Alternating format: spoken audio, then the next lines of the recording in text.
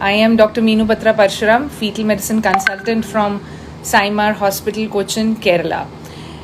And I have been asked to talk today about, is my baby normal? Now, I use this as the tagline because whenever you've gone through your pregnancy, I think the moment each one of us, whether it is me or any other woman, when you've lied down on the ultrasound bed, within seconds, you end up asking your doctor, is everything fine? Is my baby normal? And we as clinicians very often end up answering, yes, don't worry, everything is normal.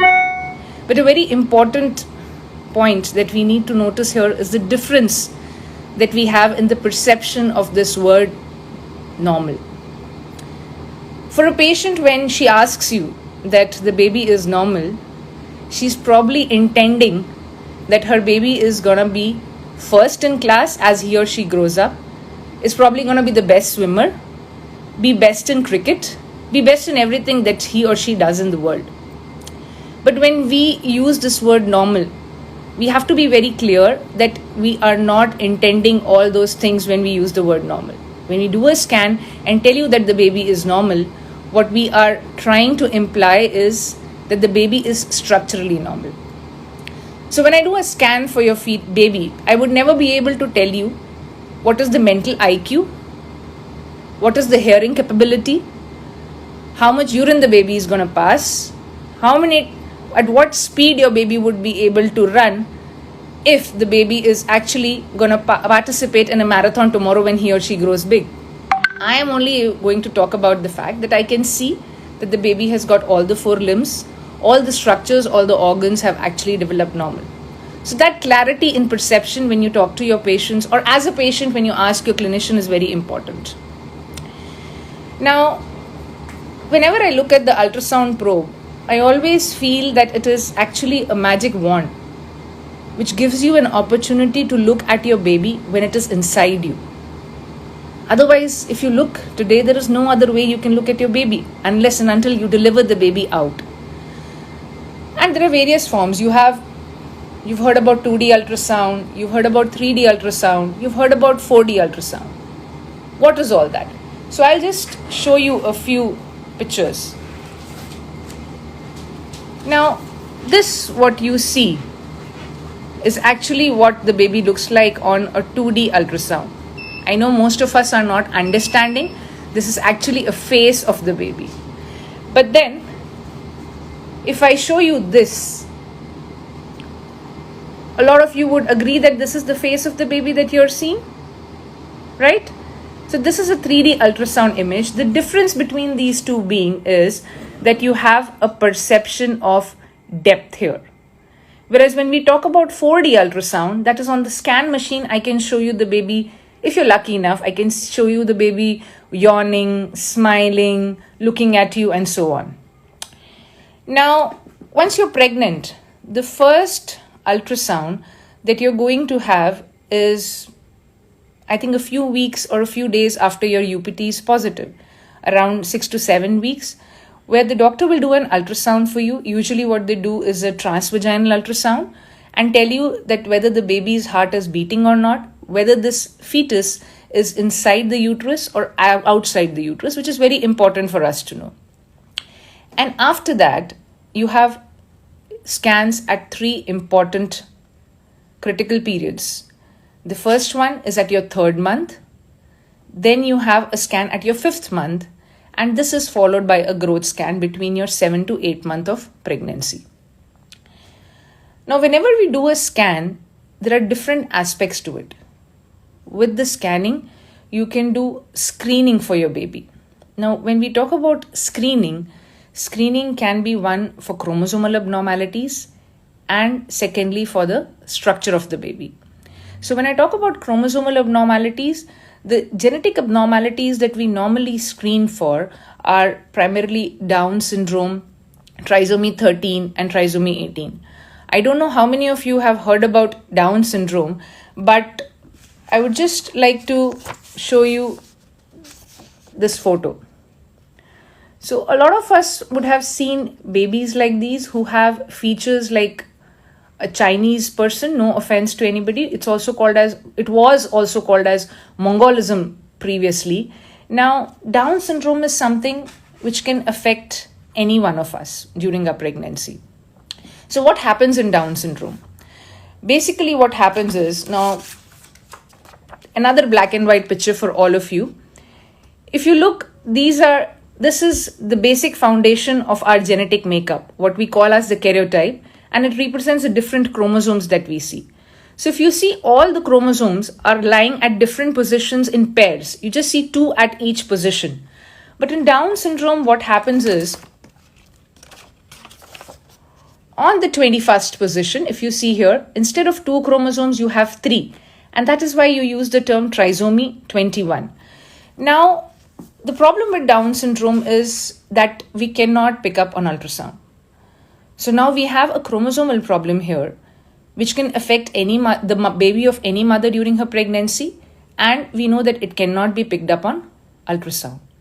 Now, why it cannot be picked up on ultrasound? Because commonly what you would see is that Down syndrome babies do not have any structural malformations. The major problem that they're having is that of mental retardation. Their mental IQ is much lower if you compare with an individual of their own age. So what we do on ultrasound is, when you go to your clinician for a 12 weeks ultrasound, what they do is they do a screening for Down syndrome.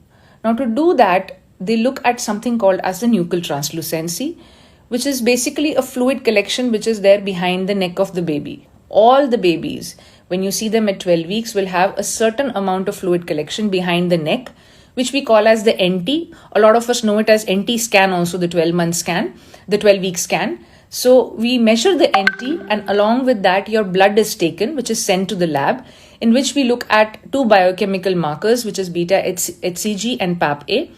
Now, looking at your NT, the baby's NT, and the biochemical markers together, a risk assessment is done. So when you get your risk assessment report, which is called as the combined test report, you would see it as 1 in 100, 1 in 250, 1 in 300, and sometimes it would say it is high risk, sometimes it would say it is low risk. So the first and foremost thing that we understand here is, with the help of ultrasound, when we are doing a combined marker test, when we are doing a Down syndrome screening, it is only going to tell you that what is your risk that the baby has to have a Down syndrome. Okay, now once you get the risk, if you're in the high risk group, we will advise you that you can go for a confirmatory diagnostic test, which again can be done with the help of ultrasound. And if you fall in the low risk group, we will ask you to come back for an ultrasound again between 18 to 20 weeks, because by that time, most of the major organs of the baby have been formed. And what we can do is a detailed anatomical evaluation and tell you that the baby is structurally normal. Now, after you have had your 20-week scan, the next time you would be called for an ultrasound is around 28 to 30 weeks to assess how this baby is growing. So what we did, we first found out that the pregnancy was inside the uterus. Then your clinician called you back at 12 weeks to find whether any major abnormalities or what is your risk for having a baby with Down syndrome. And then we go for the 5th month scan, where we will again look for major structural abnormalities. And finally, you have the growth scan between 28 to 30 weeks, where we see that the baby, whether it is growing well or not. Now, these subsequent scans are very important because that will tell you how your baby is growing inside the uterus, whether the blood supply that the baby is getting is fine or not. Now, coming back to the second portion, I told you got a Down syndrome screening done. There was a low risk. You went for a 5th month scan and an 8th month scan. Talking about the second scenario, where you have a high risk for Down syndrome.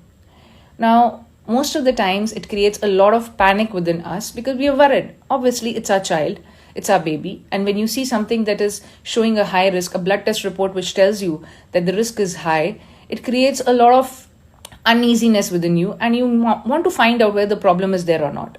Now, even when it is a high risk, say I would quote, for example, if the risk is 1 in 90.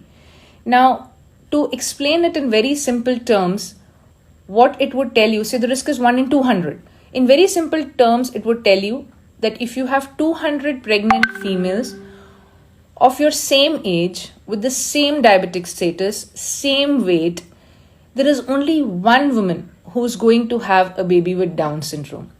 The rest of 199 mothers are going to have a normal baby.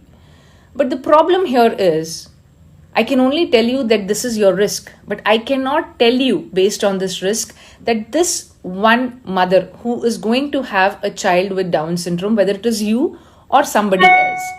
And for that, what you do is you go for a confirmatory test, which can be done with the help of ultrasound, as I told you earlier. So what we do is, we put a small needle inside the uterus. I know it sounds to be scary, but it is a very simple procedure which can be done in the OPD, where a needle is put and you take out some amount of fluid from around the baby. We call it as amniocentesis. Within this amniotic fluid, the baby keeps on shedding its cells. So what we do is we take the fluid, we grow the cells of the baby from this fluid, and we find out how is the chromosomal makeup. So after you do an amniocentesis, you would again get a report like this, which would tell you whether the baby is having this variation of Down syndrome or whether the baby is having a normal karyotype.